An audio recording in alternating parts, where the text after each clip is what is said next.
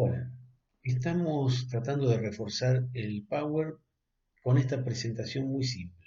Alude a los contratos y a sus disposiciones generales contenidas en el Código Civil y Comercial de la Nación. El artículo 957 nos habla de la definición y entiende al contrato como un acto jurídico y permite entonces aplicar las reglas de los actos jurídicos. Se entiende como el acto voluntario lícito que tiene por fin inmediato la adquisición, modificación o extinción de relaciones o de situaciones jurídicas. Se aclara que es el consentimiento, el presupuesto relevante para arribar a la constitución del contrato y no la simple declaración de voluntades. El contrato será un acto jurídico bilateral o plurilateral y tiene como función colocar a derecho a las partes, cubrir las variables generadas por los efectos de los mismos y al tratarse, como ya hemos dicho, de un acto jurídico, es decir, de esa creación, regulación, modificación, extinción, transferencia, habla sobre el efecto que eso provoca en cualquier clase de relación patrimonial. El 958 alude a la libertad de contratación y consagra un principio muy caro, el derecho que es el de la autonomía de la voluntad. Un énfasis muy claro en la autorregulación, es decir, en la libertad contractual, al mencionar derechos de las partes de acordar el contenido de un contrato, pero también se ha introducido en forma concreta que es la autodecisión, lo que implica que una parte pueda o no querer celebrar un contrato. Es destacable que se reconoce que dichos principios no son absolutos. Se indica en forma precisa que la libertad deberá estar ejercida dentro de los parámetros y los límites, las restricciones que pone el ordenamiento jurídico. En el 959 habla sobre los efectos, este es el efecto vinculante, y ratifica la importancia que esto tiene para las partes cuando se lleva a cabo un contrato, es decir, la obligatoriedad, la imposición de un deber jurídico para la parte. El 960 indica las facultades de los jueces. ¿Cuál es el objetivo de la norma? Es dejar sentado que fija un principio general que inhibe al juez de intervenir en los términos de un contrato. Esto refuerza la noción de autonomía. Sin embargo, las circunstancias actuales de la realidad económica moderna llevan a un rol del juez que en muchas ocasiones es importante su intervención, fundamentalmente para paliar situaciones de abuso o desigualdades. Cuando esto ocurre, obedece simplemente porque la parte lo ha requerido.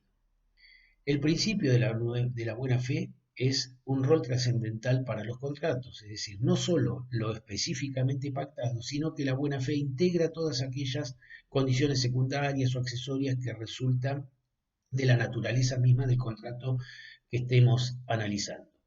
Es un comportamiento destinado a los usos, a los deberes, a la diligencia, al esmero, a la colaboración, a la seguridad jurídica.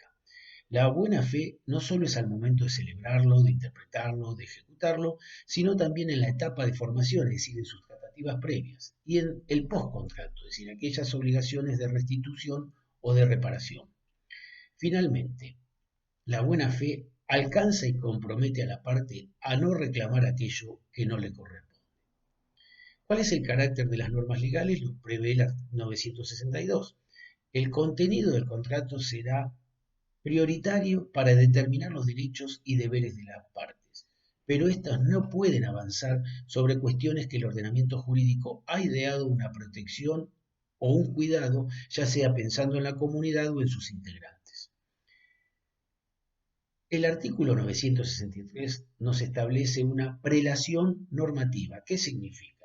Que viene a recetar un orden jerárquico de normas como sistema y nos importa esto porque ha sido recetado desde la jurisprudencia y desde la doctrina y ha colocado en un mismo rango a la ley especial sobre la materia que trate con el propio Código Civil y Comercial de la Nación. Por último, estamos hablando de la integración de los contratos y ahí pensamos en el 964. Es una novedad, dado que la creación de un sistema que integre el contrato respecto de sus contenidos y no solamente como un método de interpretación de normas. El objeto es incorporar normas que no puedan prescindirse de ellas, en tanto que son las normas supletorias, cuando refiere el código, alude tanto a las especiales como a las del propio código. Por último, cuando habla de la costumbre, indica el lugar de celebración, es decir, lo que es conocido o aceptado por las partes, pero esto opera cuando están en represente, cuando hay contratos entre ausentes o personas de distintas localidades, esa norma que dejó el código puede ser fuente de algunas divergencias. Sin perjuicio de eso, se aplica una cláusula de razonabilidad que es aceptada para poder interpretar cada caso particular.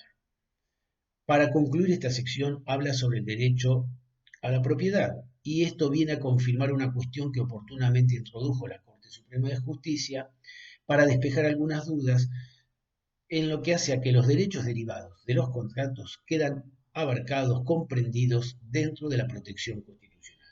Con esto, medianamente podemos dar los lineamientos generales que hacen a estas disposiciones previstas en el Código Civil refuerzan, insisto, el criterio normativo que hemos acercado en un Power, por tanto ya es el tema de lo que hace a la disposición general de los contratos, entiendo que ya está medianamente explicitado.